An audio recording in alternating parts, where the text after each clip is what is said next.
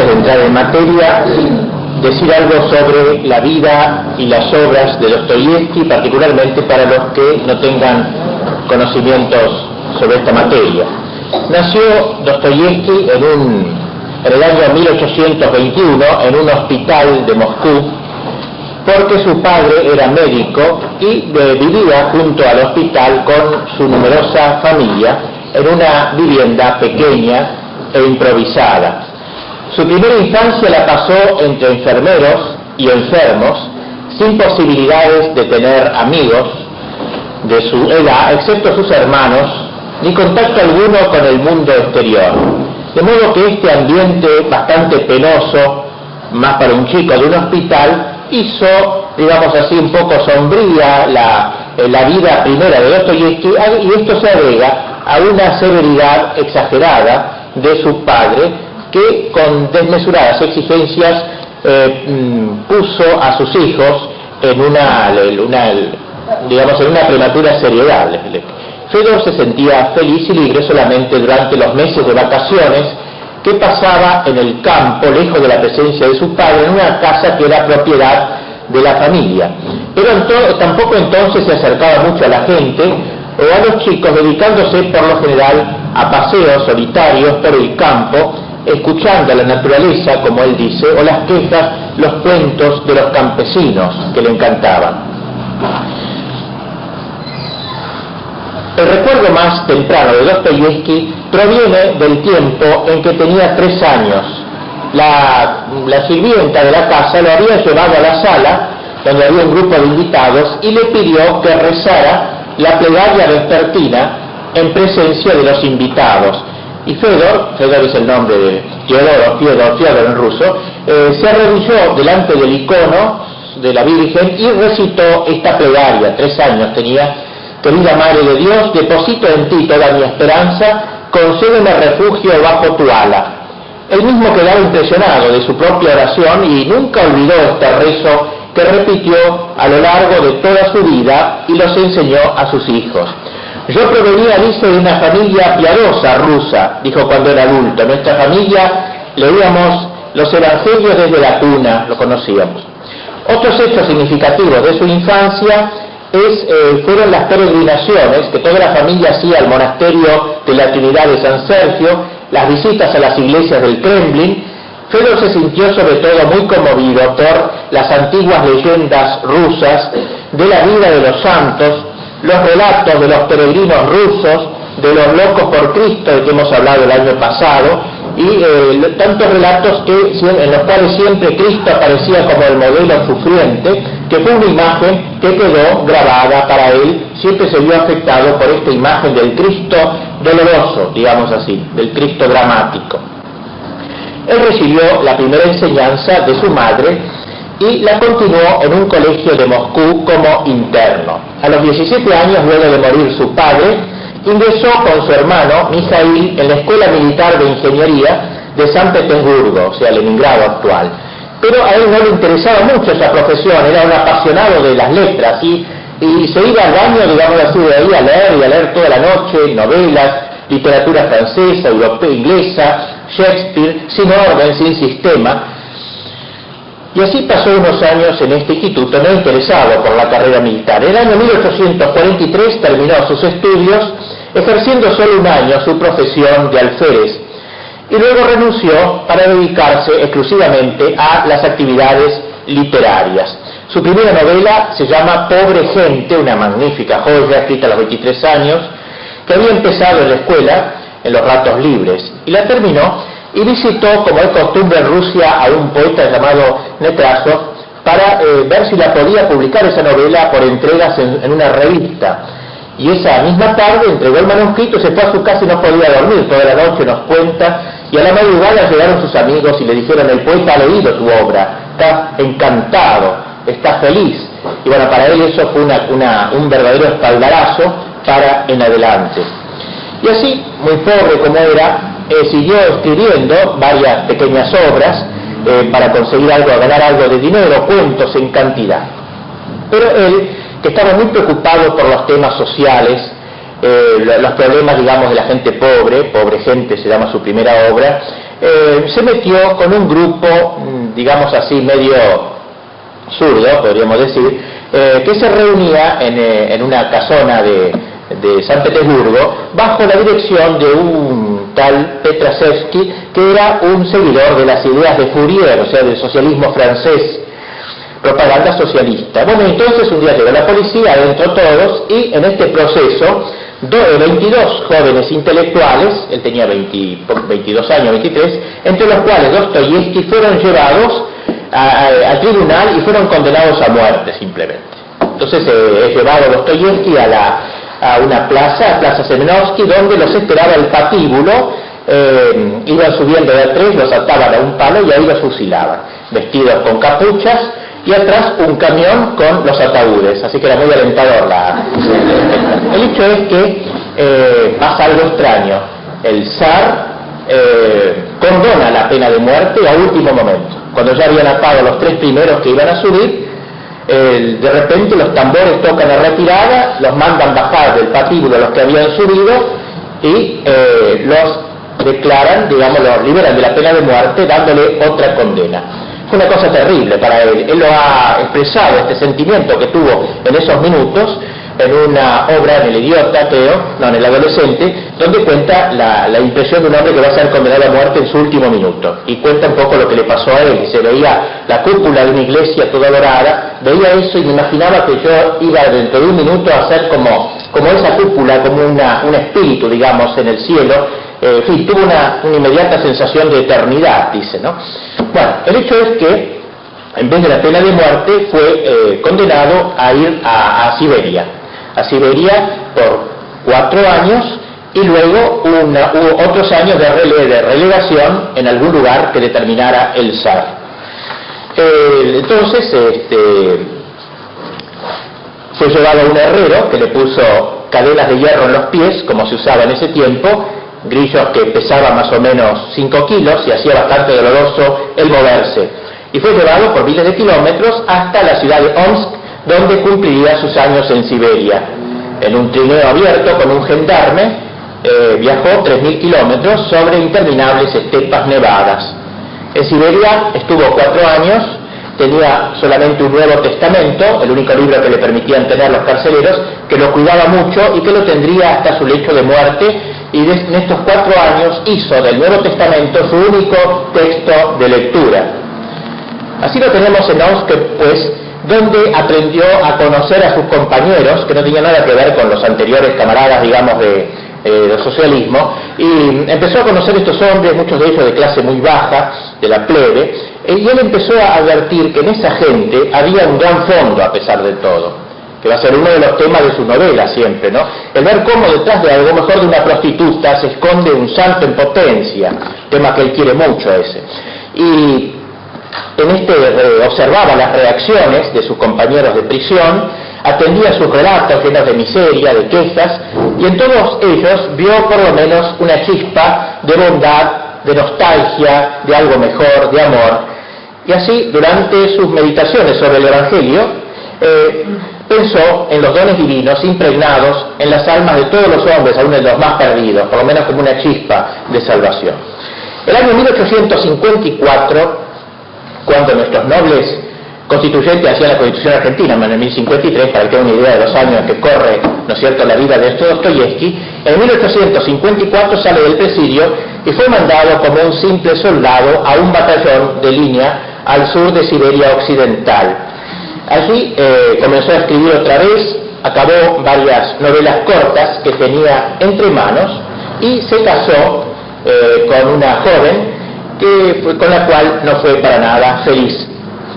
En el año 1859 le permitieron por fin volver a San Petersburgo, la ciudad de su amor primero, donde en colaboración con su hermano Miguel, empezó a editar una revista, El Tiempo llamada. Él había comprendido que su estadía en Siberia era merecida, o sea, él no fue con resentimiento, volvió de Siberia odiando al socialismo y dispuesto a ser en su vida un defensor, digamos así, de la tradición cristiana rusa contra el socialismo que veía aparecer.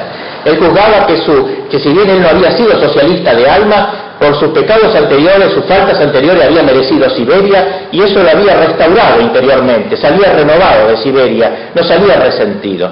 Y ahí entonces ya ahora en San Petersburgo escribe en 1861 dos de sus novelas magníficas, Humillados y Ofendidos, se llama una, y la otra La Casa de los Muertos, en donde va a contar la vida en Siberia, la casa de los muertos, una casa de gente que está muerta, digamos. Pocos meses después mueren su mujer y su hermano, y a pesar de todas estas penas escribe su magnífico y tan conocido Crimen y Castigo en 1866, justamente haciendo reflexión sobre su propia pena en Siberia y sobre la restauración que se produce en el alma por el sufrimiento, como crisol, digamos así, de conversión y crisol de santidad. Escribe Crimen y Castigo tratando de penetrar en los secretos del alma, y se casa luego con la que le escribía Máquina, con la cual va a ser muy feliz y va a vivir hasta el fin de su vida, Ana Grigorievna Snitnina, y luego de allí, de casarse con ella, prácticamente huyó al extranjero para encontrar allí paz para nuevas obras, con muy pocos medios. A veces pedía prestado 5 rublos, 10 rublos, mandaba cartas desesperadas, jugaba sin asco, es un jugador empedernido, según el mejor estilo ruso, ¿no?, que le gusta jugar todo cara o cruz. Él jugaba su dinero, sus rublos, y sentía la pasión del juego realmente. Bueno, lo cual le provocaba, la mujer era muy comprensiva con él y lo ayudaba. Y así vagabundeó por toda Europa, conoció bien Alemania, Suiza, Italia, que hasta pensó quedarse en Dresde, en Alemania, en Ginebra o en Milán, pero en ningún sitio encontraba sosiego del todo. En 1860 aparece, en medio de esta vida bohemia, aparece su gran obra El Idiota, que vamos luego a comentar, cuyo protagonista, el príncipe Mishkin, es probablemente, él lo afirma, creo esto, figura de Cristo, como idiota para el mundo, digamos, o sea, para la sabiduría del mundo, una cosa así. Y luego escribe su gran obra, Los Demonios, que se ha traducido, Los Endemoniados, pero mal traducido del ruso, porque propiamente es Los Demonios, una obra de la cual nos detendremos mucho en otra ocasión. Tuvo algunos hijos en el extranjero, pero él sentía nostalgia de su patria, de sus estepas, que tanto había amado, y en 1871 volvió a San Petersburgo. Su situación económica mejoró bastante porque entró a dirigir una revista y edita luego Los Hermanos Karamazov, sus obras cumbres, por cierto, y una revista propia en 1876 que se llama El Diario de un Escritor. Podríamos decir que su carrera llegó al momento culminante cuando en 1880, con motivo de la inauguración de un monumento a Pushkin, pronunció un discurso verdaderamente extraordinario sobre lo que él llamaba la idea rusa o el alma rusa, lo que significa ser ruso, digamos, ¿no?, que él veía en Pushkin una expresión magnífica de esta universalidad del ruso, ecumenicidad del ruso. Y poco después, mientras planeaba la segunda parte de Los Hermanos Karamazov, sufre una hemorragia pulmonar, manda a llamar a un sacerdote, se confiesa, comulga, habla con su mujer sobre los planes que hubiera querido realizar, de repente se calla, toma el Evangelio que había llevado a Siberia, aquel mismo Evangelio, y lo dio a su mujer para que lo abriera al azar: arrepentidos, porque el reino de los cielos está cerca. Y murió. Aún en vida, y ya famoso, Pavel Tretiakov le pidió permiso para hacer pintar su retrato e incluirlo en su famosa colección artística, hoy el Gran Museo de Moscú.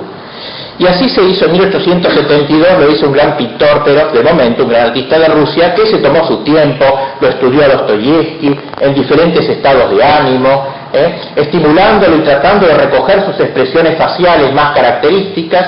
Y este retrato es el que ustedes tienen, por supuesto que disminuye porque son colores, magnífica obra, en la hojita esa que tienen del programa, donde está Dostoyevsky. Comenta uno que lo conocía: la cabeza poderosa, la frente despejada, la boca cerrada con los labios que tiemblan y se retuercen dolorosamente bajo la barba rala y descuidada, en esta fisonomía concentrada, enflaquecida, todo ostenta el séfir, impronta del genio, del pensamiento torturado y del éxtasis que lo consume. Contemplad ese rostro, la mitad pertenece a un campesino ruso, la nariz aplastada, los ojos pequeños, penetrantes, con labios que tiemblan nerviosos, una barba descuidada, los cabellos claros, etc. Un gran escritor, un gran pensador, con una abismal melancolía, en fin.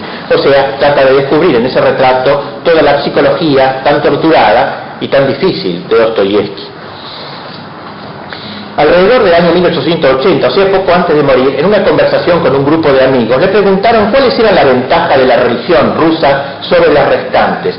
Y contestó esta linda expresión, dice: mire a la campesina sentada en su cocina. Eso contestó, no tiene nada que ver, ¿no?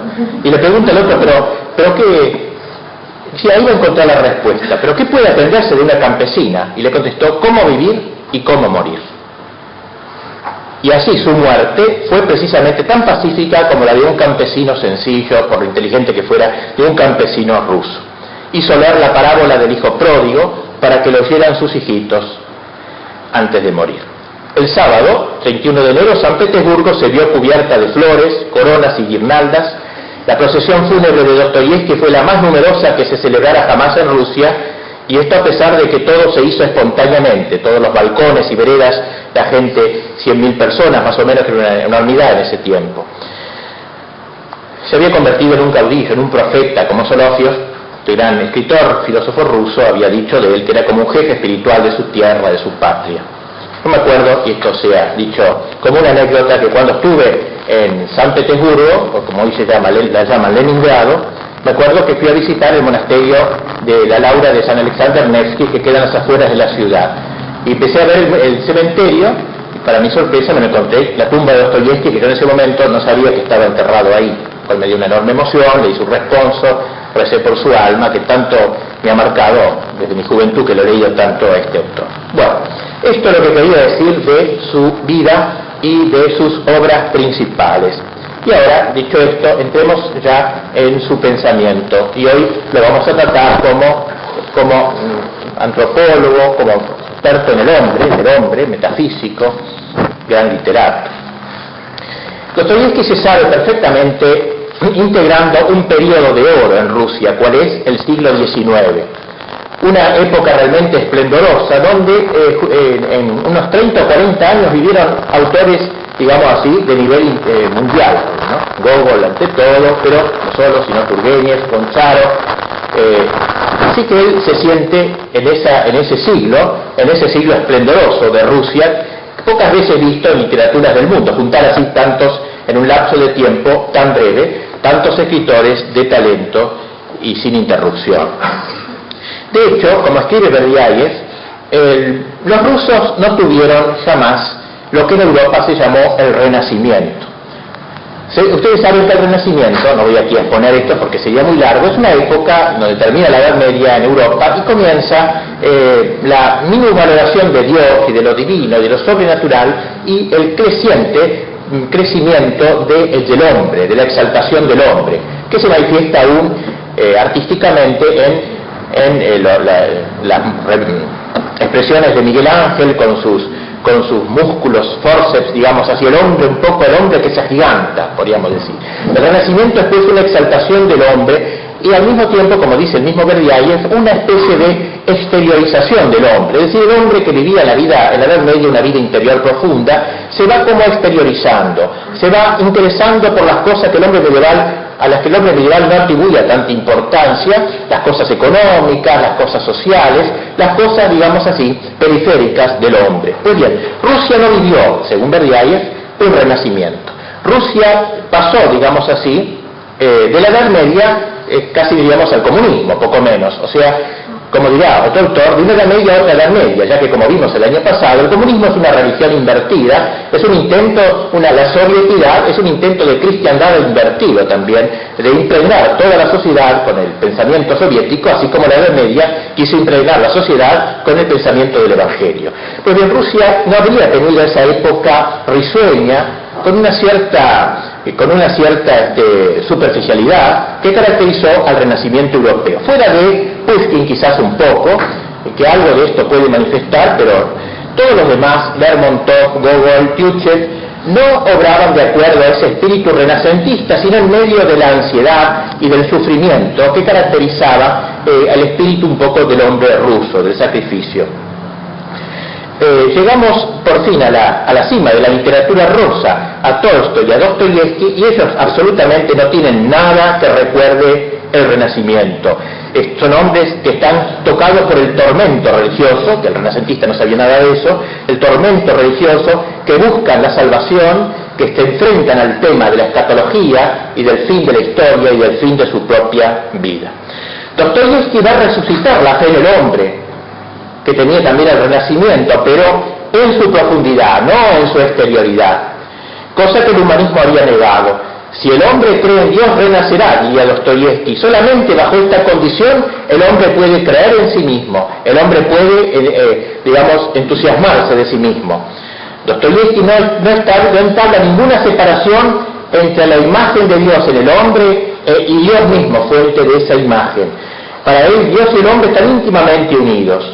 Si rompe con ese mundo humanitarista europeo, lo hace en nombre de un nuevo humanismo, en Cristo, digamos así, y por amor infinito a Él.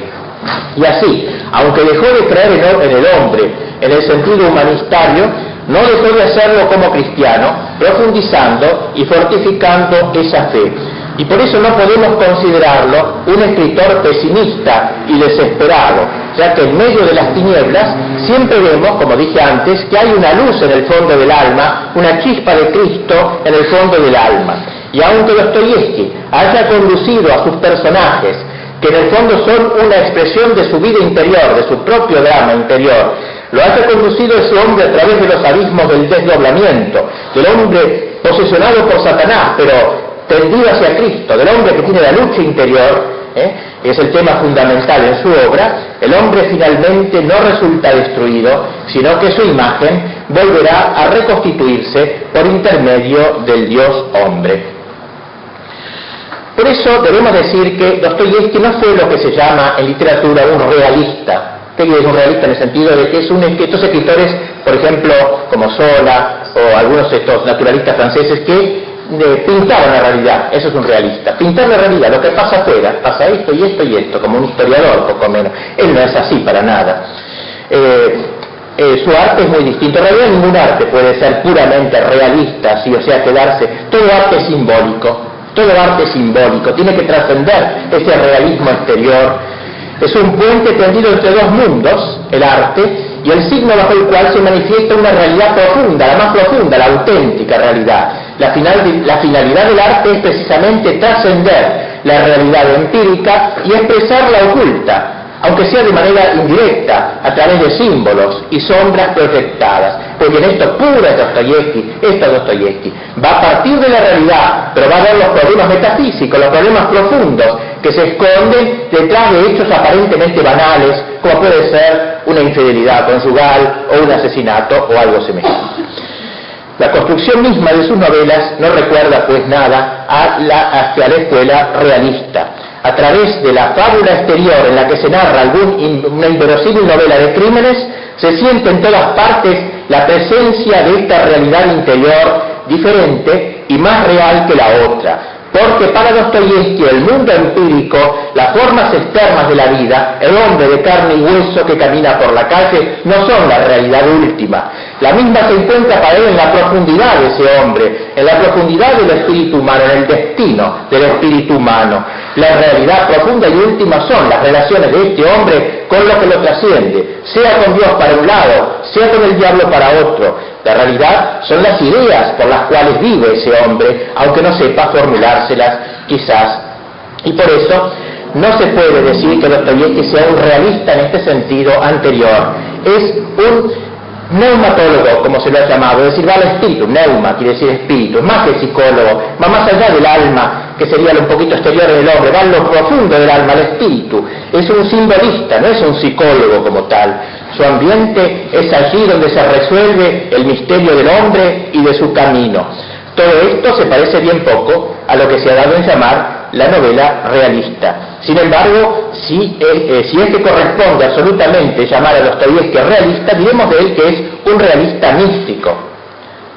Y así entonces, toda su obra no es más que la solución de un vasto problema de ideas. Sus héroes son ideas. Raskolnikov es la idea del superhombre, del hombre que todo está permitido para él. Krylov es la idea, Shatov es la idea, cada uno de estos personajes es la idea. Por ejemplo, uno de ellos, Shatov, Kirillov se va a suicidar para mostrar que él es más poderoso que Dios, porque vence a la vida, se mata. O sea, cada uno es una idea, no es simplemente el hecho de que un día se pegue un tiro, eso sería el realismo puro, es algo más profundo. En ese pegarse un tiro hay una idea en este hombre, hay la encarnación de una idea. Todo gira, como dice Dostoyevsky, alrededor de esos malditos y eternos problemas que embargan siempre a los hombres. Y es curioso, pero este simbolismo de Dostoyevsky no lo separó de la realidad. Fíjense ustedes que un día se le acercó una chica, una joven, y le dijo: maestro, yo quiero escribir. ¿De veras?, le dijo él. Pero te voy a dar un consejo, le dijo Dostoyevsky: nunca trates de inventar nada, ni el argumento, ni la narración. Usa lo que la vida te ofrece, porque la vida es infinitamente más rica que cualquiera de nuestras invenciones. La imaginación nunca le podrá dar lo que aporta la vida, por común y cotidiana que ella puede parecer. Hay que respetar la vida. Y ella decía que cierta vez, durante sus paseos, de pronto Dostoyevsky le dijo: ese que va ahí, ese es Raskolnikov. Un hombre cualquiera que iba por la calle, veía en él la imagen de este gran asesino, de este que hablaremos la próxima vez. O sea, quiero decir que para él nada era más fantástico que la realidad, porque la realidad escondía, a través del símbolo, la realidad escondía lo profundo del hombre, y por eso sus novelas todas van a salir de hechos reales, pero a partir de esos hechos para profundizar en sus motivaciones últimas. Bueno, entonces, que, como él dijo una vez de sí mismo: yo bien soy bastante flojo en filosofía, pero no en mi amor por ella, en eso soy fuerte. Y ciertamente era así. Dostoyevsky no es un filósofo académico, le sienta mal eso, ponerse a hacer silogismos, pero su genio intuitivo, digamos, de alguna manera conocía caminos propios en ese terreno, y por eso hizo de él un verdadero filósofo y de los más grandes que hubo en Rusia. Su obra significa un gran aporte para la antropología filosófica, para el conocimiento filosófico del hombre. En él cualquier idea está ligada al destino del hombre, al destino del mundo, al destino de Dios. Las ideas determinan este destino, ontológicas como son, es decir, que encierran en ellas la sustancia misma del ser, esconden en estado latente la energía destructiva de la dinamita. Dostoyevsky nos muestra que esas ideas en el fondo del alma explotan un día y esparcen ruinas a su alrededor, pero también son capaces, tienen una energía capaz de dar vida, y por eso uno puede ser o diabólico o místico, según el espíritu también ruso, tan amante de los extremos. O sea, él no le gusta a la gente honrada, o un criminal o un santo, digamos así, ¿no es cierto? No hay, entonces, o la conversión por salto, digamos, de un criminal a la santidad. Este es el juego que va a radicalizar, con perdón de la palabra, o sea, lo va a llevar al último extremo, digamos, de sus ideas. Las ideas son para él, pues, el destino del ser viviente, la energía de fuego que lo conduce. Escribe Gide, este crítico francés, en toda nuestra literatura occidental, la novela, aparte de muy raras excepciones, no se ocupa sino de las relaciones de los hombres entre sí, relaciones personales o intelectuales, relaciones de familia, de sociedad, de clases sociales, pero nunca, casi nunca, de las relaciones del individuo consigo mismo o con Dios, que acá priman, o sea, en el caso de Dostoyevsky, priman todas las otras. Y se explica así entonces la primera impresión que da leer a Dostoyevsky, que es la largura, digamos así, o lo que dicen los franceses, o sea, que sienten los lectores mal habituados a la atmósfera dostoyevskiana. A nosotros los occidentales nos cuesta quizá leer a Dostoyevsky. Les recomiendo tomar una copita de vodka para leer a Dostoyevsky, que tanto le gustaba a él también, aunque nunca fue tomista, digamos así por lo menos. Debates interiores se muestran en sus novelas, que a veces son largos para nosotros, nuestra mentalidad occidental, parecen diálogos interminables que, surgidos inopinadamente, parecen interrumpir la acción de la manera más arbitraria y desagradable para arrojar a los personajes en extrañas consideraciones sobre la inmortalidad del alma y sobre la existencia de Dios. Lo que tortura a esos seres no es la enfermedad o el temor del mañana, es Dios. Por cortesía de su autor, dice Troyat, ellos son desembarazados de las menudas varaundas cotidianas para ser colocados desnudos ante el misterio. Su vida activa corresponde a nuestra vida profunda.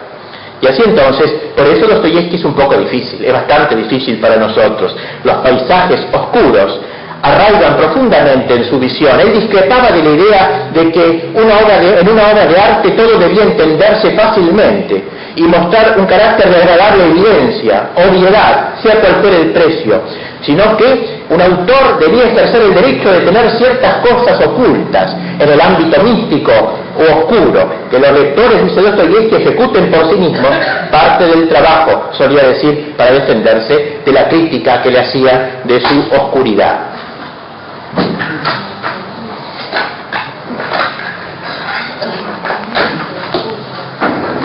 Y por eso tampoco vamos a encontrar en Dostoyevski soluciones así para los problemas. El que busque soluciones se decepcionará prontamente. Dostoyevski escribe más bien para quien desea saber cuáles son las cosas que merecen reflexión.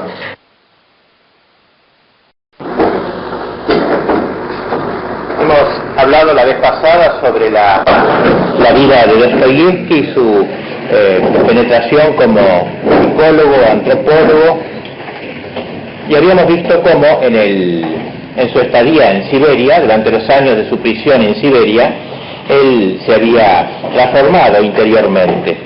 Podríamos decir que en los confines de Siberia se produjo un triple milagro para Dostoyevski, que fue el encuentro del pueblo, el encuentro de Rusia y el encuentro del Evangelio. Todo eso lo aprendió en Siberia propiamente.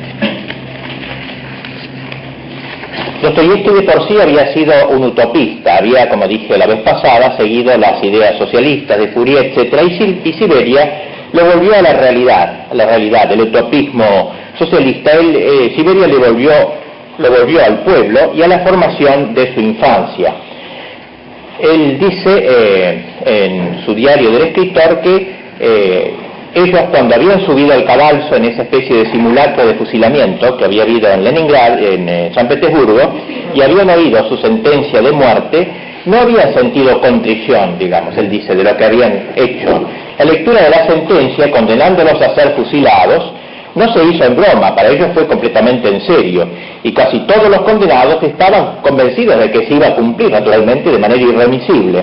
Y pasaron 10 minutos espantosos, como comentamos la vez pasada, sobremanera tremendos, esperando la muerte, y en aquellos instantes, dice Dostoyevski, nosotros volvimos sobre nuestra vida pasada, quizás nos arrepentimos de la falta que pudiéramos tener, pero en realidad no nos arrepentimos de nuestras ideas propiamente utopistas todavía, nuestras ideas socialistas, no nos parecía que fuesen dignas de contrición, sino que las considerábamos al revés como algo que nos ennoblecía en cierta manera. En cambio, dice, nuestra estadía en Siberia ahí nos devolvió a la realidad, de la utopía a la realidad. El contacto inmediato con el pueblo presidiario, y la fraternal unión con él en la común desdicha, la idea de que uno también se había vuelto pueblo, como dice Dostoyevski, eso fue lo que lo hizo pasar de la utopía a la realidad. Como miembro del círculo de Tucholsky, de ese socialista con el cual se había complotado, Dostoyevski se había visto en el papel de iluminador del pueblo, del estilo de la inteligencia rusa, de la intelectualidad rusa, digamos, que guía al pueblo. Pero como él se va a plantear en Siberia, ¿qué derecho tiene la intelectualidad dirigida al pueblo ruso? Si la intelectualidad rusa en ese momento era inferior en cierto modo al pueblo. Incluso las heces de las masas, dirá, habían conservado cualidades que sus jefes, o los jefes autodesignados como jefes, ¿no?, de la intelectualidad, habían perdido hace mucho tiempo, que son, dice Dostoyevski, la creencia en Dios y la creencia del pecado. Eso es lo que da la ciencia a un hombre, y eso la inteligencia no lo sabía, el pueblo la tenía todavía. De modo que no estaba la inteligencia capacitada para dirigir al pueblo. En realidad el pueblo tenía mucho que enseñar a la intelectualidad rusa. Y por eso dice Dostoyevski que cuando estaba en Siberia, durante los servicios religiosos, durante los actos de culto, veía a sus compañeros de cárcel humillarse en la plegaria, plenamente conscientes de su propia indignidad. Y escribe tremendo, dice, después de la misa matutina tomábamos la comunión. Cuando el sacerdote con la hostia en la mano pronunciaba las palabras, recíbeme Señor aunque sea un ladrón, sería nuestro Señor que no soy digno, una cosa así, casi todos se arrodillaban inmediatamente y las cadenas resonaban, las cadenas de los tobillos, ¿no? Pues cada uno comprendía que las palabras estaban dirigidas a su propia persona. Y por eso dice cómo se equivocó Bielinsky al decir que el pueblo ruso era un pueblo profundamente ateo. Incluso en estos asesinos y canallas, porque lo eran por cierto, Dostoyevski halló una chispa de humanidad y un destello de lo divino. Para ellos halló la distinción, en ellos halló la distinción entre el bien y el mal como categoría humana fundamental. Y en esta conciencia se originó, en esta observación, se originó su creencia de que en su mancillada bajeza el pueblo encerraba una promesa, digamos así, una promesa de resurrección. Y por eso vio que era esencial retornar al pueblo, que el intelectual socialista, el intelectual ruso, liberal o socialista, retornase al pueblo, amase lo que era del pueblo, a través de la aceptación de la verdad del pueblo. Bien, esto es lo que él comprendió en Siberia, y lo hizo enamorar de su pueblo. Particularmente, Dostoyevski sentía admiración por el mujik ruso, o sea, el aldeano ruso, cuyas grandezas él va a cantar. El niño Fedor, cuando Dostoyevski era niño, Fedor que pasaba días enteros, como dije, en el campo, que su padre era un trato muy severo, y él se iba al campo, y esos eran los días de descanso de él. Pasaba días en el campo, andaba a caballo, miraba trabajar a los barbudos mujik, aldeanos, sucios, de ojos límpidos como niños, de manos callosas, y los acribillaba a preguntas, como hace todo chico, les pedía montar a caballo, les pedía manejar el arado y la guadaña, y se sentía cómodo con ellos. Y así desde chico Dostoyevski empezó a descubrir con fascinación al pueblo ruso, al pueblo simple, al pueblo rudo, por quien toda su vida conservaría un amor apasionado, y sería a ellos a quienes volvería cada vez que quisiera retemplar su fe en la misión santa de Rusia. No a los funcionarios con galones, no a la aristocracia refinada, a la inteligencia rusa, sino a ellos precisamente, a esos hombres con caras arrugadas, a esas espaldas encorvadas. Estando en Siberia, escribió un recuerdo de su niñez, que incluiría luego en su magnífico libro, que se llama, ahora es libro, ¿no? Pero el diario de un escritor se llama ahora, pero era un diario que él dirigía y escribía y después se publicó en separado. Escribió este recuerdo en Siberia de su niñez, que se llama El campesino Marey.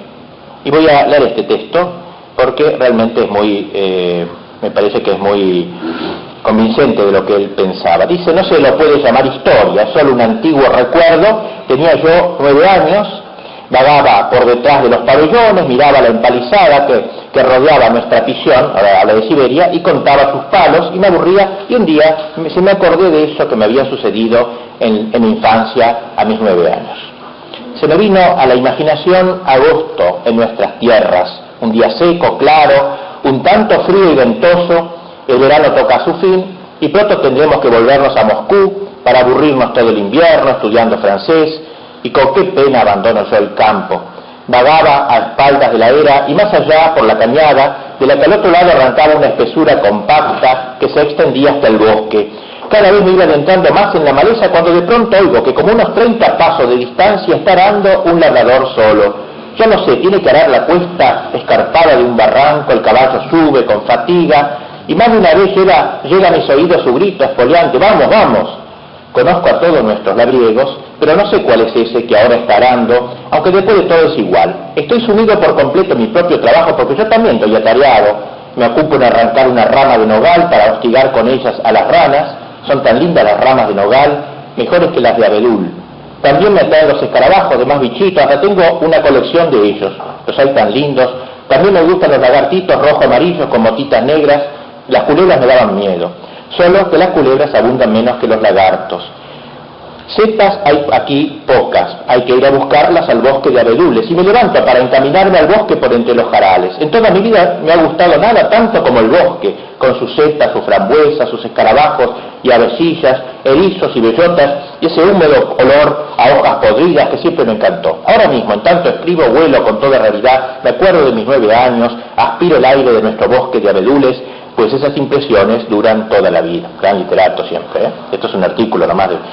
Cuando de repente, dice, en medio del profundo silencio, oigo, de un modo distinto y claro, este grito: ¡que viene el lobo! Lanzo otro grito de espanto y corro enseguida a la pradera al lado del peón que araba. Era nuestro campesino Marey. No sé si sería ese su nombre, pero entre nosotros todos lo llamaban así. Era un hombretón de unos 50 años, recio, muy corpulento, con una larga barba rubia clara, ya muy encanecida. Yo lo conocía, pero no había hablado nunca con él. Al oír mi grito, detuvo el caballo y se quedó quieto. Yo me apresuré a bajar la cuesta en su busca, y para no caerme, con aquella carrera loca, me agarré a toda prisa con una mano al timón del arado y con la otra a su manga. Él se agachó hacia mí y entonces se dio cuenta de mi susto. ¡Que viene el lobo!, gemí, desalado.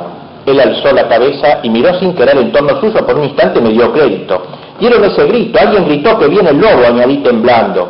¿Que viene? ¿Pero dónde está? ¿Qué lobo es ese? Eso ha sido una imaginación tuya. ¿Cómo va a haber aquí ningún lobo?, dijo a media voz entre sus barbas, como para tranquilizarme. Pero yo cada vez temblaba más con todo el cuerpo y me hacía con más fuerza su blusa de campesino y me parecía que estaría muy pálido. Él me miró con inquieta sonrisa. Era indudable que se le había contagiado mi emoción. Pero hay que ver. Pues no te has asustado. Vaya, vaya, dijo moviendo la cabeza. Basta ya, chiquillo, hay que ser juicioso. Tendió la mano y me acarició las mejillas. Ya está bien, muchacho, Cristo está contigo, haz la señal de la cruz.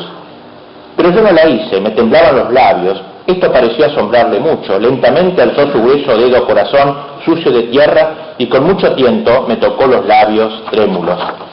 Pero hay que ver, vaya, vaya, dijo riendo. Era la suya una risa especial, de maternal ternura. Dios santo, pero eso es. Al cabo comprendí yo que aquel grito de que viene el lobo había sido cosa de mi fantasía. El grito había sonado tan claro y distinto que no había duda alguna, pero yo sabía que ya otras veces me había parecido oír gritos cuando en realidad todo estaba silencioso. Más adelante se me quitaron estas alucinaciones de los años infantiles. Bueno, me voy, dije por fin luego que hube cobrado algún valor, pero volví a mirar a Marey con ojos interrogantes y tímidos. Sí, anda, vete, que yo miraré por ti, no dejaré que el lobo te agarre, añadió con la misma sonrisa maternal. Anda, Cristo es contigo, vete ya, y me santiguó con su dedo sucio de tierra, y luego se persignó él también. Yo eché a andar, pero a cada 10 pasos me volví a mirarlo. Marey estaba quieto con su caballito, en tanto yo bajaba y volvía a subir el repecho. Estaba quieto junto al timón del arado y me seguía con la vista, y siempre que yo me volvía me hacía una señal con la cabeza. A mí, lo confieso, me daba un poco de vergüenza de él por haber tenido aquel miedo. A pesar de todo seguía teniéndole al lobo, hasta que finalmente me encontré sin contratiempo al otro lado del barranco, y allí perdí el miedo, porque vino de pronto a mi encuentro, no sé de dónde, Volchok, nuestro perro grande, y en su compañía ahora sí me sentí completamente a salvo, así que volví por última vez a mirar a Marey. No podía ya verle la cara, yo le hice una seña con la mano. Y luego aplicóse al arado y hostigó al caballito. Vamos, vamos. Todavía de lejos pude oír su voz y el caballo volvió a tirar del arado. Hasta aquí el cuento del campesino Marey, que lo va a marcar toda su vida. No tardé en olvidarme de Marey.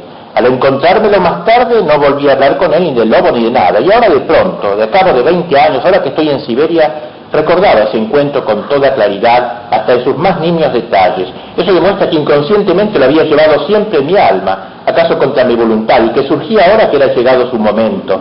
Se me representaron de nuevo aquella sonrisa tierna, maternal del pobre siervo, su santiguar sin mover la cabeza. Vaya, pero qué miedo tienes, chiquillo. Y sobre todo aquel su grueso dedo sucio de tierra y con la uña negra, con que en acto de tímida ternura vino a tocar mis labios temblorosos. Naturalmente que cualquiera habría hecho por tranquilizar también a un niño asustado, pero aquí en este sencillo encuentro ocurrió algo distinto, y aunque yo hubiera sido hijo suyo no me habría podido mirar Marey con más hondo y claro amor. Pero ¿quién le obligaba a eso? Era nuestro siervo y yo era su señorito. Nadie iba a saber que me había acariciado, ninguna recompensa por ello. ¿Es que quería tanto a los niños? Hay personas así. El encuentro tuvo lugar en el campo solitario y solo Dios podía saber de qué profundo, santo sentimiento, de qué suave ternura casi femenina puede estar henchido el corazón de un tosco mujik ruso de ignorancia bestial. ¿No sería eso lo que quería decir Konstantin Aksakov al hablar de la honda, íntima cultura del pueblo ruso? Hasta aquí el cuento de Marey. Podríamos decir que luego en toda su vida, en cada prueba, en cada nuevo asalto de sus dudas, incluso de sus dudas religiosas, Dostoyevski se abalanzaría de nuevo sobre el campesino, se abalanzaría de nuevo sobre el Marey de su fantasía y le imploraría su presencia inmutable, su fuerza simple, tranquila, serena. Toda la vida religiosa de Dostoyevski está inspirada en este recuerdo del mujik. El pequeño creció y se convirtió más tarde en un gran escritor. Al mismo tiempo que Fyodor, creció también el campesino Marey, que se convirtió en su mente en el símbolo digamos, del gran pueblo, como él dijo, portador de Dios, Teóforo, del gran pueblo portador de Dios. Pero el lazo misterioso que unía al teólogo adulto y al campesino adulto nunca se rompería. Desde entonces, muy a menudo, podríamos decir, Dostoyevski oyó el terrible grito, el lobo, he aquí la bestia, he aquí el anticristo, he aquí el socialismo, como gritaría en el libro Los demonios, y cada vez se iba a precipitar, loco de espanto, hacia el campesino ruso, hacia el pueblo ruso, hacia el alma rusa, hacia Marey, que lo iba a defender y lo iba a calmar con una sonrisa casi maternal, como dice: vamos, no te dejaré que te agarre el lobo, que Cristo sea contigo, y hizo sobre él la señal de la cruz. Un autor, comentando esto, agrega, acentuando el lado terrestre, digamos así, material del cristianismo de Dostoyevski, dice: ese fue el verdadero bautismo de Dostoyevski, no en la iglesia, sino en los campos, no con el agua bendita, sino con la tierra bendita. En todo caso, fue pensando en Marey que Dostoyevski pintaría la impresionante figura, tengo tiempo aquí de leerla, de Makar Ivanovich en El adolescente, una de sus grandes novelas, desgraciadamente muy olvidada, pero de las más importantes novelas de él. Pintaría la imagen quizá de este viejo Marey en este viejo Makar Ivanovich. El pueblo pasa a ser para Dostoyevski la expresión de la vida orgánica rusa. Un mujik es primero un niño, conserva todavía toda fresca en él la verdad, la ingenuidad de la infancia, está preservado, podríamos decir, de la civilización, entre comillas, de las convenciones sociales, de las mentiras de salón. Encierra, sin saberlo, el secreto de la vida, según Dostoyevski: ir al pueblo ruso, ir al mujik, ir al aldeano, es ir a Dios. Esta idea Dostoyevski la va a desarrollar mucho en sus novelas, en su diario y en varias ocasiones. Por eso me detuve, me perdonarán, haber leído todo ese relato de Marey, porque lo juzgo fundamental para entender su apego al aldeano y al hombre ruso. ¿Qué pueblo extraordinario?, escribirá en 1854. No he perdido mi tiempo, si no he estudiado Rusia, conozco de memoria el pueblo ruso. Pronto le reservaría un papel verdaderamente mesiánico. Por eso entonces juzgaba Dostoyevski, y lo dice también en su diario, que él tiene por un axioma el que en un país no son los accionistas de ferrocarriles, ni los industriales, ni los millonarios, ni los bancos, ni los judíos los que mandan, dice, sino única y exclusivamente los agricultores, porque quien labra la tierra tira de todo lo demás. Y dice esta frase tan linda: el labrador es la quinta esencia, el núcleo, el tuétano de la nación. El campesino es para Dostoyevski el hombre que capta la armonía de la creación en Dios. Pone Dostoyevski en su obra Los hermanos Karamazov en boca del Starets Zosima, o sea, de este fraile, de este monje Zosima, tan notable, un recuerdo que también me permitiré leer. Dice: en mi mocedad, hace ya mucho tiempo, dice, cuenta en esta novela el Starets Zosima, después de casi 40 años anduve con el padre Anfín por toda Rusia juntando donativos para mi monasterio. Y una vez pasamos la noche a la orilla de un gran río navegable con unos pescadores, y entre nosotros se encontraba un joven espléndido, un campesino de unos 18 años. Noche luminosa, apacible, tibia de julio, el río ancho, bruma, levántase de él, nos orea, levemente chapucean los peces, los pajaritos cantan, todo quedó, bellamente ora a Dios. Los únicos que no dormíamos éramos nosotros dos, yo y aquel joven, y nos pusimos a hablar de la belleza de este mundo de Dios y de su gran misterio. Cada brizna de hierba, cada escarabajo, cada hormiguita, cada abeja de oro, todos, hasta causar asombro, saben su camino, careciendo de inteligencia, del misterio de Dios dan testimonio. Continuamente lo están ellos mismos cumpliendo, y yo veo que yo veía que se le esclarecía el corazón, se le encandecía el corazón al simpático muchacho. Me dijo que le gustaban mucho los bosques, las aves de la selva, era muy amante de los pájaros, entendía sus silbidos todos, y todos ellos los sabía captar. Nada mejor que el bosque, dijo, no conozco, nada mejor que esto. En verdad le repliqué que todo es bueno y magnífico porque todo es verdad. Mira, le dijo, un caballo, animal grande, ya está amaestrado, y cómo trabaja, con qué sencillez, con qué silencio. Hasta conmueve saber que en él no hay pecado, porque todo es perfecto, todo, quitado el hombre, es impecable, y con ellos está Cristo más que con nosotros. Pero me dijo el campesino, ¿también está con ellos Cristo? ¿Cómo podría ser de otro modo? Le digo, si para todos vino el Verbo, para todas las criaturas y todos los seres, toda hojita atiende al Verbo. La gloria de Dios canta, por Cristo llora sin conocerlo, el misterio de su vida sin pecado consuma. Allá, le digo, en el bosque mora un oso temible, amenazante y fiero, y con todo eso no es culpable de nada. Y enternecióse el joven al oír lo que le contaba, dijo, qué bien está todo esto, qué bueno y admirable es todo lo de Dios. Este es un campesino, pues, otra descripción que él aprovecha en la novela esta, entre Zósima, y este diálogo entre Zósima y el campesino, que capta que toda hojita tiende al verbo, que todo el cosmos mira al verbo. De alguna manera, entonces, sistematiza y profundiza lo que piensa el mujik.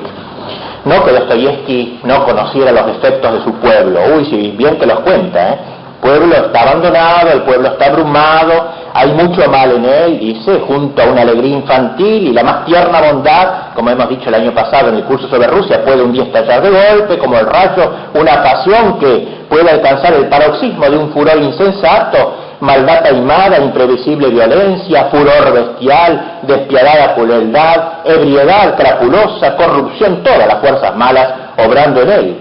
Pero a pesar de todo, dice, en el fondo, este pueblo es bueno como un niño.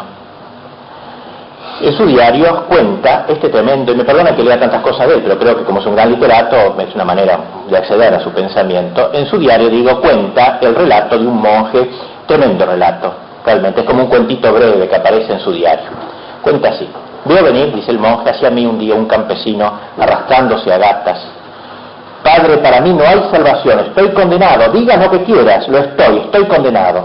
Yo lo traté de tranquilizar de algún modo, veía que el hombre había venido de lejos, ansioso de penitencia y para confesarse y sufriendo por su culpa. Y empezó a contarme el cuento. Padre, una vez nos juntamos en la aldea unos cuantos muchachos y nos pusimos a disputar sobre cuál de nosotros sería capaz de hacer la mayor fechoría. Yo me jacté de vencerlos a todos en ese terreno. Entonces fue otro muchacho y se me acercó y en secreto me dijo: mira, tú hablas siempre a tontas y a locas, todo eso son balandronadas. Quise jurar, pero él me atajó: no, aguarda. Dijo: no es eso, júrame por la salvación de tu alma hacer todo lo que yo te diga. Lo juro.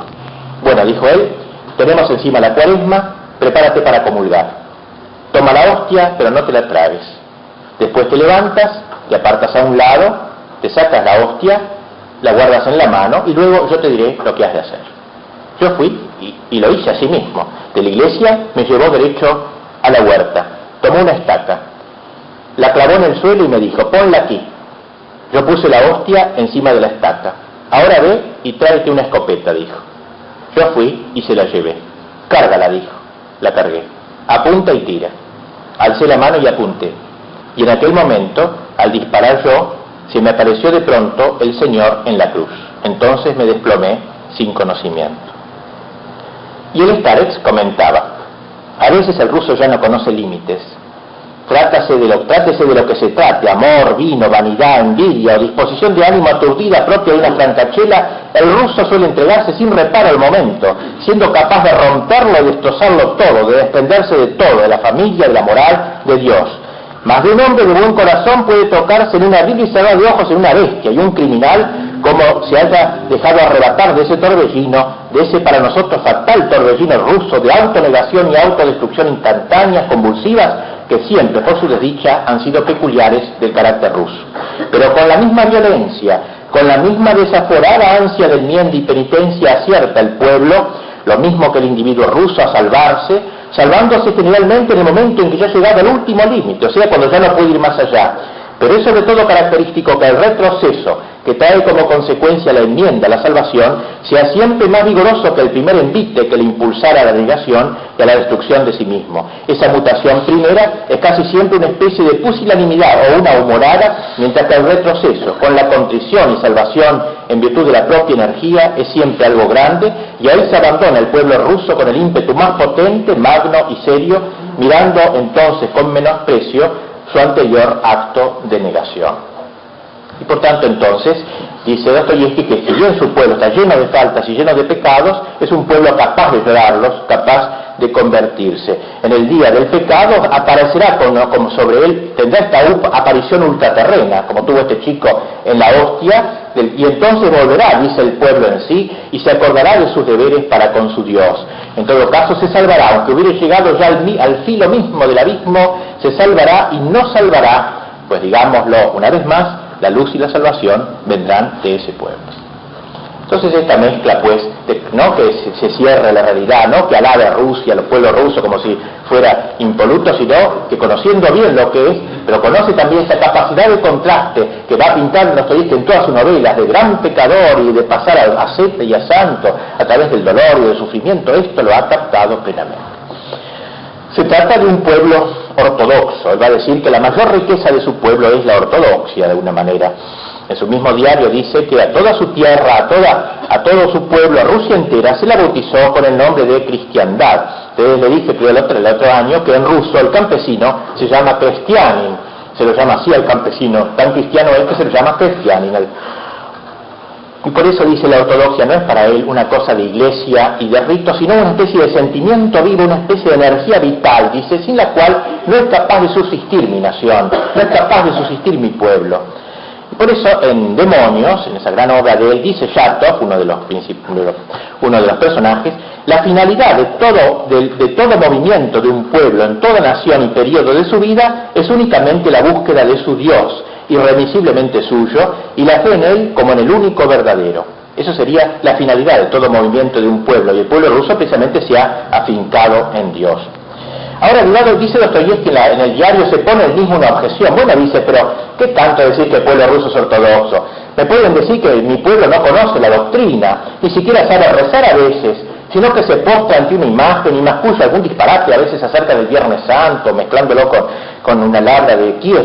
Pero no se trata de eso, que esa gente no entiende nada de la ortodoxia, porque esa gente, aunque no le hayan enseñado en la escuela, conoce a nuestro Señor Jesucristo. Lo conoce, dice, porque ha sufrido durante muchos siglos y siempre, en medio de su dolor, desde los tiempos más remotos hasta hoy mismo, nunca dejó de oír hablar de ese Señor Jesucristo a sus santos que laboraban en su pueblo, y que, dice que laboraban en su pueblo y salían a la defensa de la tierra rusa, y que ahora lo recuerdan en sus leyendas, hasta estos que habían expuesto su vida, ahora lo recuerdan sus nombres y oran en sus sepulcros. Crean, dice ustedes, que en este sentido hasta las clases más ignorantes de nuestra nación son mucho más cultas de lo que ustedes, señores sabiondos, dice, en su desconocimiento suponen y pueden que más cultas que ustedes, aunque hayan aprendido el catecismo. Aunque ustedes hayan aprendido el catecismo y ellos quizás no lo sepan. Esto recuerda un poquito de, aunque en otro sentido aquellos recuerdan de Chesterton, que decía, caminando yo por los valles, por los caminos de Castilla, al ver cómo era el castellano, el hombre de aldea, dice, Dios mío, qué cultos estos analfabetos, decía Chesterton. De alguna manera entonces este pueblo cree en Cristo. Ese sentimiento de Cristo, dice Dostoyevski, lo ha heredado el pueblo de generación en generación y ha llegado como a formar parte de sus propias entrañas.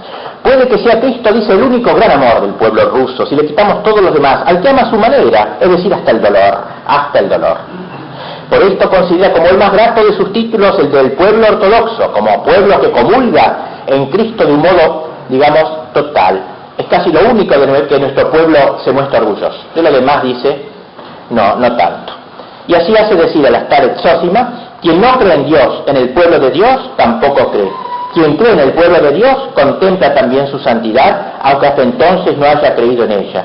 Solo el pueblo y su futura energía espiritual habrán de convertir a nuestros ateos que reniegan de su patria. Otro tema del cual alude muchas veces siempre en esta relación de Dostoyevski con su pueblo es lo que podríamos llamar la madre tierra. Nosotros llamamos la Pachamama, aunque no es lo mismo, pero quiere decir eso, la Pachamama, la madre tierra. Es una vieja tradición de que la tierra, como es el lugar donde se producen todos los frutos, ¿no es cierto?, uno la mira como madre engendradora. Hay un elemento así en muchas culturas. Bien, Dostoyevski enfrenta a aquellos que creen, dice él burlescamente, que San Petersburgo es todo, o sea, Leningrado de hoy, ¿no es cierto?, era la ciudad de la intelectualidad, de la inteligencia rusa. ¿Qué ocurre ahora en Petersburgo? Dice, hemos llegado al extremo de que Petersburgo se cree que es toda Rusia. Y este error se va grabando de generación en generación. Quieren seguir el ejemplo de París. ellos. Pero tendremos la vista por encima de Petersburgo y tendremos ante nosotros, dice, ese ancho mar de tierra rusa, un océano sin orillas. Pero mira, dice Dostoyevsky, el hijo de padres petersburgueses niega con toda tranquilidad ese mar de pueblo ruso y lo trata como algo pasivo e inconsciente, nulo desde el punto de vista espiritual y en todo caso de un atraso supremo. Ellos se dedican a bailar en San Petersburgo, dan lustre al piso, malustrando el piso con sus bailes. Se forman en San Petersburgo los futuros hijos de la patria, lo dicen entre comillas, y los funcionarios de Petersburgo estudian a su patria en los negociados. Claro que algo aprenden, dice, al fin y al cabo, en ellos, solo que no Rusia, aprenden otra cosa, aprenden algo totalmente distinto, algo muy particular. Y este algo distinto y especial atará luego a Rusia. Pero en realidad, dice, ese mar de pueblo se mueve según sus propias leyes y cada vez se va distanciando más de la intelectualidad.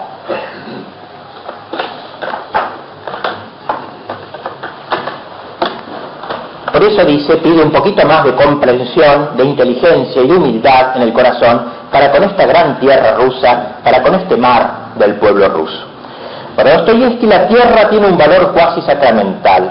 Lo pone en boca de un presunto dialogador con él. Si he de decirle, le dice, todo mi pensamiento, a mi juicio, los niños, es decir, los niños de verdad, deben engendrarse sobre la tierra y no sobre el pavimento. Podrán vivir luego sobre el pavimento, pero deben en su gran mayoría brotar de la tierra, nacer y brotar de la tierra, de la gleba, donde crecen los trigos y los árboles. Pero los proletarios europeos son ahora todos del arroyo. ¿Qué diría un marxista ante esta frase? En el huerto que yo digo, los chicos brotarán directamente de la tierra, como Adanes, y no la dejarán a los 9 años, cuando uno esté en la edad de los juegos y retosos, para entrar en la fábrica, donde han de doblar el espinazo ante la máquina que embotará su inteligencia, la máquina por la que reza el burgués.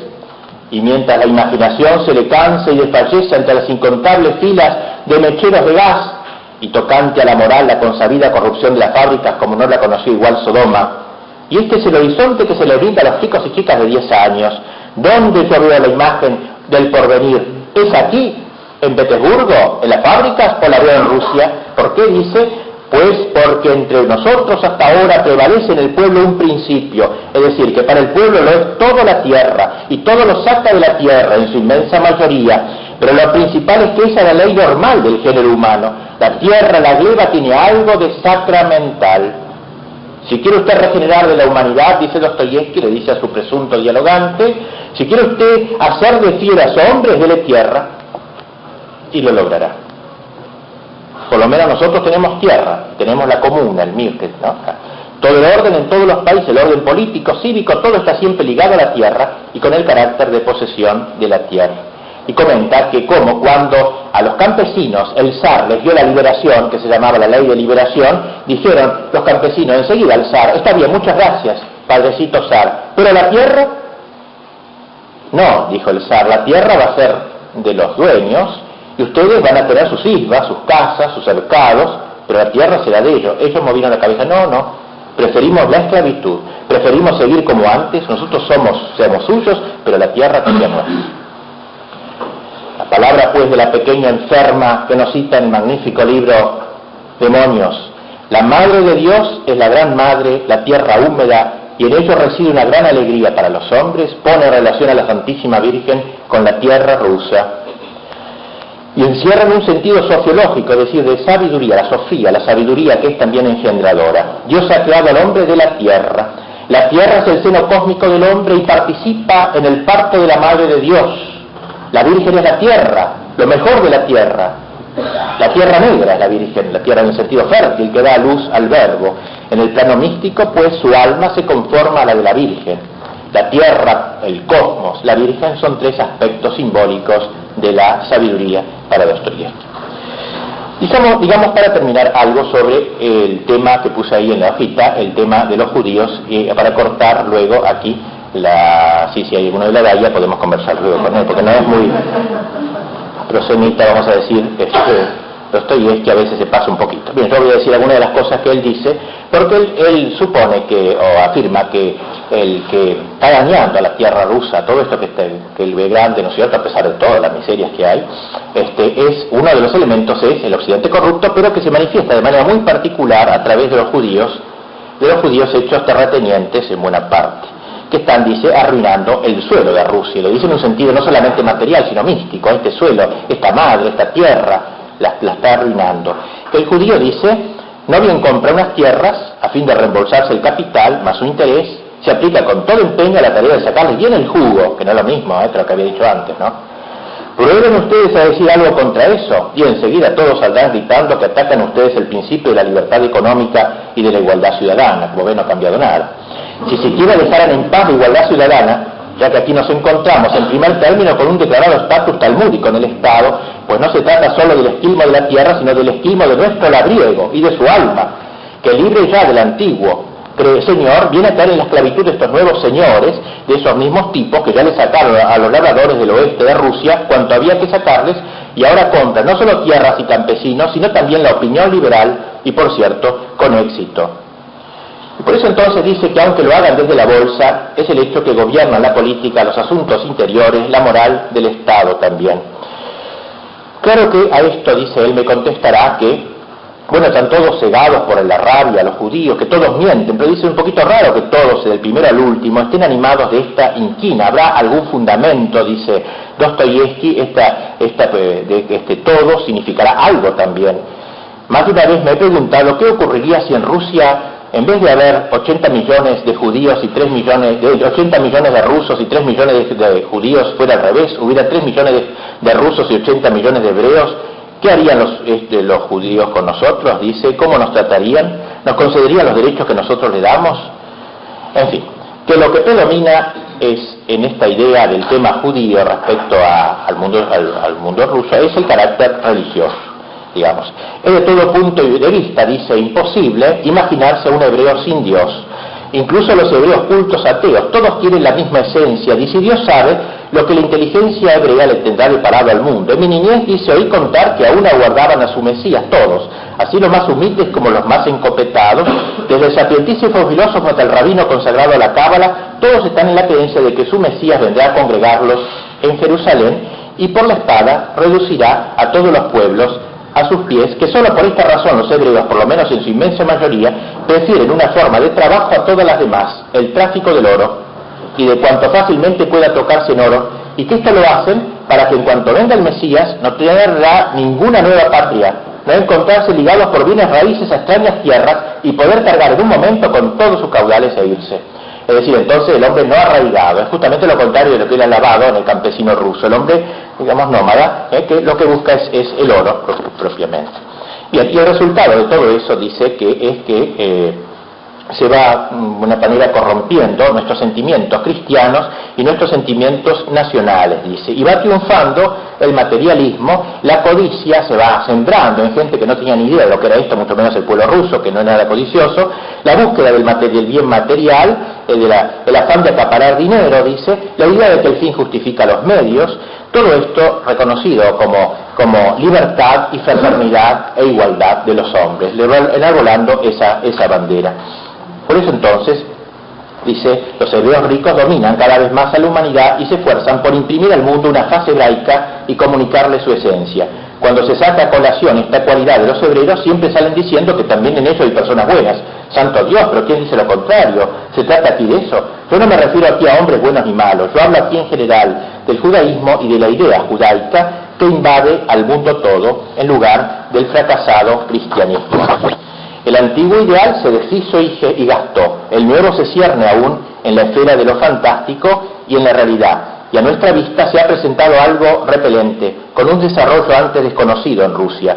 El prestigio que se le ha dado a este nuevo poder, el bolso de oro, ha empezado a inspirar miedo incluso a algunos corazones demasiado sensibles, aunque solo fuera por el pueblo, claro. Pero el pueblo, nuestro pueblo, que se compone de 100 millones de almas, esa inerte, pervertida e insensible masa, lo dice irónicamente, en la que ya puso mano el judío, ¿podrá oponerse al monstruo del materialismo que ya le anega en forma de bolsa de oro?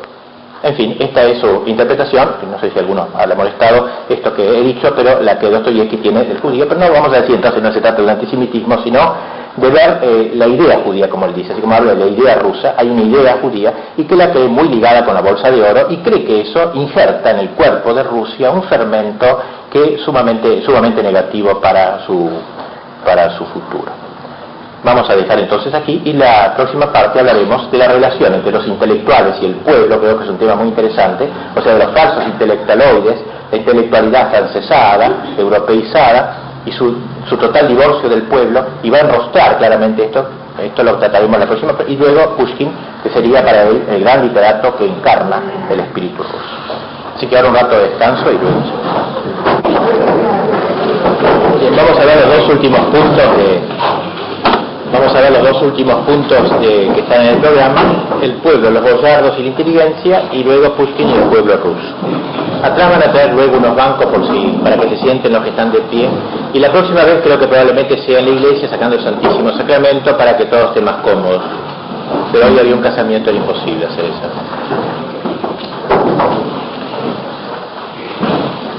Dostoyevski presenta la sociedad rusa dividida, digamos así, no en clases, porque él dice que no hay clases en el sentido europeo, por lo menos dialéctico no hay.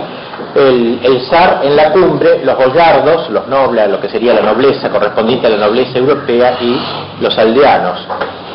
Hablando del zar, él dice que el amor del pueblo ruso al zar es un amor de índole filial. El ruso se sabe hijo del zar, este es su padre, y el que no entienda eso dice no sabe nada de Rusia.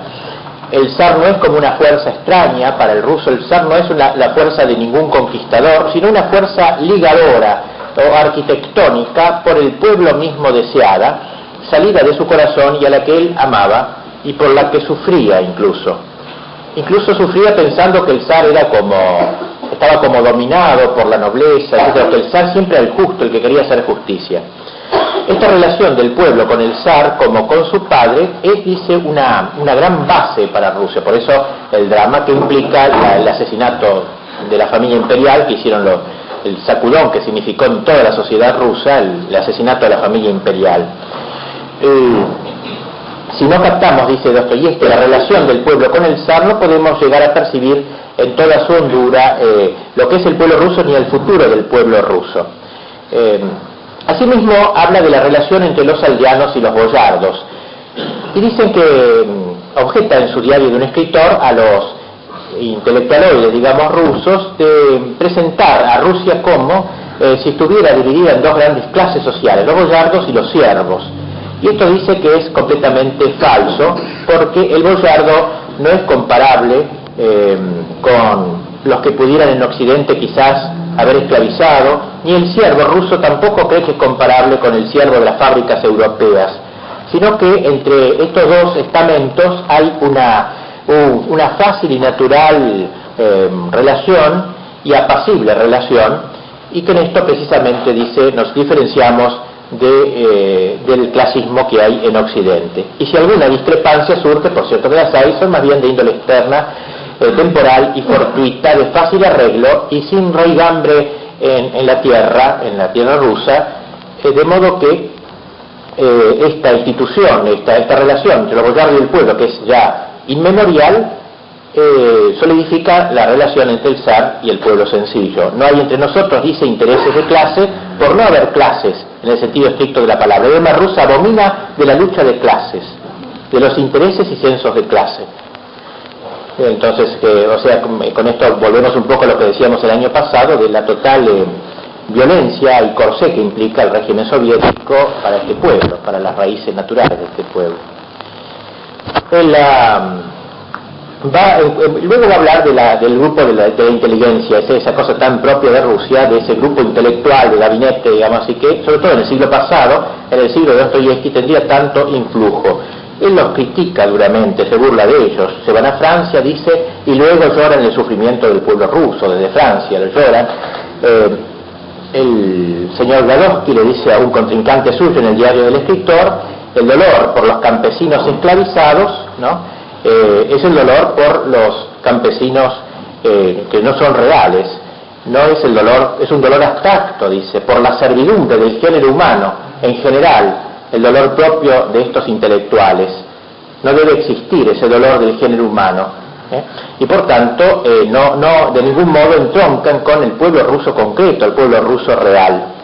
En Demonios, en su obra Demonios, pone en labios de Shatov esta notable expresión: todos ellos, y usted también, miraban al pueblo ruso por encima, sobre todo Bielinski.